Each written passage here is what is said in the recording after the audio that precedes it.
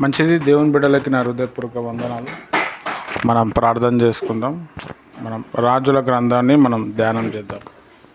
ప్రార్థన చేసుకుందాం. స్తోత్రం ప్రభా, పరిశుద్ధమైన దేవా, నీకు వందనాలు ప్రభా. మన రాజుల మొదటి గ్రంథాన్ని మేము ధ్యానిస్తున్నాం.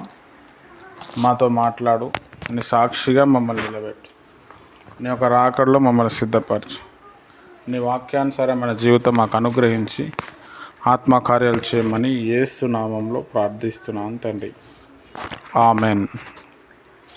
మంచిది. దేవుని బిడ్డలకి నా హృదయపూర్వక వందనాలు.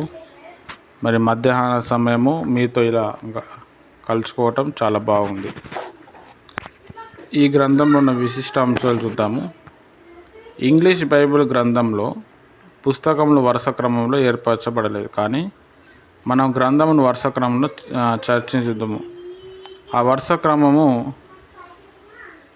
రాజుల మొదటి గ్రంథము, దావీదు మరణము, సొలొమోను రాజ్యం ఏర్పాటు చుట్టూ జరుగుతున్న పరిణామాలు, దేవాలయం నిర్మాణము, సొలొమోను పరిపాలన మరియు మరణము. ఈ గ్రంథమందు 10 గోత్రములు తిరుగుబాటు గమనించగలం. రాజ్యం 2గా విభజింపబడెను. మొదట 4 యూదా రాజులు, మొదటి 9 ఇశ్రాయేల్ రాజులు, అహాబు మరియు హెజ్బేలు పాలన మరియు ప్రవక్త ఏలియా ఆధ్యాత్మిక పరిచయం ఇందు చూడగలం. రైట్. ఇక్కడ మనం రాజుల మొదటి గ్రంథాన్ని మనం ధ్యానం చేస్తే, మరి సమూయేలు 2వ గ్రంథం చదివితే దావీదు మొత్తం ఆయన చనిపోవటం అదంతా కనిపిస్తుంది. మరి ఈ రాజుల మొదటి గ్రంథంలోనే దావీదు మరణం కనిపిస్తుంది. తర్వాత సొలొమోను రాజు ఎలా ఆయన రాజ్యం ఏలాడు, ఆయన పట్టాభిషేకము, తర్వాత ఆయన రాజ్యంలో ఉన్న పరిమాణాలు, దేవాలయం నిర్మించబడుట చాలా ఇంట్రెస్టింగ్ ఉంటుంది. తర్వాత సొలొమోన్ రాజు గారి పరిపాలన, ప్రపంచం మొత్తం కూడా అంత గొప్ప మేధస్సు కలిగిన వ్యక్తి ఇక్కడ చూడలేదు మనం. అంత మేధస్సు, అంత పరాక్రమశాలి లాంటి వ్యక్తి సొలొమోన్ రాజు గారు.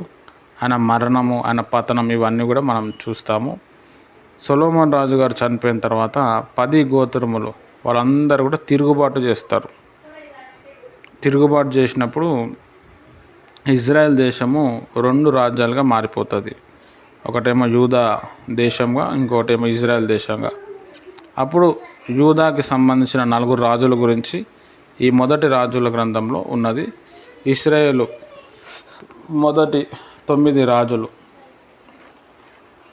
తర్వాత అహాబు, హెజ్బేలు, తర్వాత వారి పరిపాలన, ప్రవక్త ఏలియా గారు ఎలా వచ్చారు, ఆయన పరిచర్య ఎలా చేశారు, దాని తర్వాత ఆయన పరిచర్యలో ఉన్న విధానము, ఇవన్నీ కూడా మనము చూడవచ్చు. చాలా విషయాలు మనము నేర్చుకోవచ్చు అన్నమాట. హల్లెలూయా. చాలా గొప్ప గొప్ప విషయాలు మనకి తెలుస్తూ ఉంటాయి. మరి ఆయన పరిపాలన విధానంలో రాజుల గ్రంథం మనం చదువుతూ ఉన్నప్పుడు మరి చాలా అనేక విషయాలు, అనేక సందర్భాలు, ఆ సందర్భాల్లో ఉన్నప్పుడు మరి వారు ఎలా పరిపాలన చేశారు, మరి దేవుడు ఎందుకు వీళ్ళకు తోడే ఉన్నాడు, మరి దేవుని బిడ్డలు ఏ విధంగా పడిపోయారు, ఆ పడిపోవటానికి కారణాలు ఏంది, మరి ప్రవక్తల గురించి కూడా ఇక్కడ కొంచెం టచ్ అవుతుంది. ప్రవక్తల పరిచర్య, దేవుడు వాళ్ళకి ఎలా తోడే ఉన్నాడు అంటే, ఓవరాల్గా చెప్పాలి అంటే రాజుల గ్రంథాన్ని మనం చదువుతూ ఉన్నప్పుడు రాజుల యొక్క క్యారెక్టర్ గురించి తెలుస్తుంది. ప్రవక్తల గ్రంథాలు మనము చదువుతూ ఉన్నప్పుడు ప్రవక్తల యొక్క క్యారెక్టరు మనకు తెలుస్తూ ఉంటుంది. వారు చేసిన తప్పులు ఏంది. ప్రవక్తలు తప్పులు చేస్తారు, రాజులు తప్పులు చేస్తారు, యాజకులు చేస్తారు, అందరూ కూడా తప్పులు చేస్తారు. తప్పు చేయటం గొప్ప విషయం కాదు, కానీ ఆ తప్పును సరిదిద్దుకొని దేవుని తట్టు తిరగటం చాలా గొప్ప విషయం. హల్లెలూయా. ఆ విధంగా మరి మనం చూస్తే రాజుల గ్రంథాన్ని చాలా చూడవచ్చు. బైబిల్లో ఉన్న గొప్ప గొప్ప వ్యక్తులే పాపం చేయటం బైబిల్లో చాలా క్లియర్గా రాయబడ్డది. సొలొమోను గారి వ్యభిచారము, ఆయన పతనము, ఆయన మరణము 11వ అధ్యాయం మనకి ఉంటుంది. సొలొమోన్ గారు వ్యభిచారం చేసిరా అంటే చాలామంది అనేక మంది స్త్రీలను ఆయన పెళ్లి చేసుకుంటాడు. ఎవరితో యుద్ధం జరగాలంటే యుద్ధం ఎందుకు చేయాలా అని చెప్పి ఆ రాజు కూతురు కనిపిస్తే ఆమె మెడలో తాళి కట్టేయాలి. అట్లా అన్య దేవతలను కూడా అన్య వ్యక్తులను కూడా ఆయన పెళ్లి చేసుకొని ఆయన నాశనాన్ని ఆయన కొని తెచ్చుకున్నాడు. అంతకుముందు సొలొమోన్ గారికి ఫరో కుమార్తెతో కూడా వివాహం జరుగుతుంది. దాని తర్వాత ఆయన జ్ఞానం కోసం ప్రార్థన చేయటం, ఆయన పాలన. దావీదు గారు ఆఖరి దినంలో కూడా మరి దావీదు భక్తుడు ఒక మంచి సందేశం ఇస్తాడు. ఆ సందేశము దావీదు పడక మీద ఉన్నప్పుడు సొలొమోన్ రాజుగారు అవుతారు. ఈ సొలొమోన్ రాజుగారు ఎవరు కొడుకు అంటే బత్షెబ అనే స్త్రీ యొక్క కొడుకు. ఈ బత్షెబనే దావీదు భక్తుడు పాడు చేశాడు. ఇట్లా చాలా విషయాలు మనకి కనిపిస్తుంది. తర్వాత ఇందులో ఉన్న గొప్ప విషయం ఏంటంటే విశ్వవిఖ్యాత గాంచిన సొలొమోన్ ఐశ్వర్యం మరియు జ్ఞానం. మైండ్ పోతుంది మనకి. మొదటి రాజుల గ్రంథము చదువుతూ ఉంటే ఆయనకు వచ్చిన జ్ఞానము అదంతా మనం క్యాలిక్యులేటర్లో వేస్తే క్యాలిక్యులేటర్ పనిచేయదు. అంత జ్ఞానము, అంత డబ్బు వచ్చిందనమాట. హల్లెలూయా. ఎంత డబ్బు వచ్చినా కానీ యెహోవా యందు భయభక్తులు కలిగి లేకపోతే వేస్ట్. ఆయన చెప్పుకున్న మాటలు ఆయన లోపలనే కనబడవు లాస్ట్ చివరిలో మనం చూస్తే. అట్లా అని చెప్పి ఆయనను మనం తీసివేయలేం. ఆయన చూపించిన మాదిరి మనం నెరవేర్చుకుంటూ వెళ్ళాలి. తర్వాత చాలా భయంకరం అన్నమాట. మళ్ళీ ఆయన కొడుకు రెహబాం గారు ఉంటారు. ఆ రెహబాం గారు సొలొమోన్ కొడుకు రెహబాం, ఆయన మూర్ఖత్వము. తర్వాత యరొబాము తిరుగుబాటు చేయుట. ఇవన్నీ కూడా మనము ఈ రాజుల గ్రంథంలో క్రమంగా మనం మొదటి రాజుల గ్రంథం మనం చదువుతున్నప్పుడు తెలుస్తూ ఉంటుంది. ఇది తెలుస్తూ ఉన్నప్పుడు చదువుతూ ఉన్నప్పుడు మన లైఫ్ ఎలా ఉంది, మనం ఎంతవరకు ఎంత సాధించుకున్నాము, మనం ఏం నేర్చుకున్నామో, మనం ఇంకా ఏం తెలుసుకోవాలి, ఎంతలో ఉన్నాం అని మనల్ని మనం కంపేర్ చేసుకుంటూ సొలొమోన్ భక్తుడు ఉన్నాడు. అన్య స్త్రీలను పెళ్లి చేసుకొని వివాహం ఆడి ఇబ్బందులు పాలయ్యాడు. తనకున్నదంతా కూడా పోగొట్టుకోవాల్సి వచ్చింది. అయితే మనం ఏం చేయాలి అని అంటే అట్లా అన్య వ్యక్తుల దగ్గర పోకుండా మనల్ని మనం కాపాడుకోవాలి. దుష్టుడి నుంచి దూరంగా ఉండమని బైబిల్లో దేవుడు చాలా క్లియర్గా చెప్పాడు. అన్యులతో కలిసి ఉంటూ మళ్ళీ మన భక్తి సాధన మనం చేసుకుంటూ వెళ్ళాలి. వాళ్ళు ఏమో అనుకుంటారు, వాళ్ళకి నచ్చదేమో అని అనుకుంటే వాళ్ళు మొత్తం మనం దొక్కేస్తారు. హాస్పిటల్ నుండి తీసుకొచ్చారు నిన్న, అక్కడే ఉన్నాము, అందుకని మరి ఓకే అక్క, ఓకే. హాస్పిటల్ నుండి తీసుకొచ్చారు అందుకని ఓకే ఓకే. ప్రేయర్లో పెట్టండి తమ్ము. కాలు చిన్నది వచ్చింది తమ్ము, చెయ్యే రాలేదు. వస్తుంది మెల్లగా వస్తుంది. కాలు వచ్చిందంటే చెయ్యి కూడా తొందరగా వస్తుంది.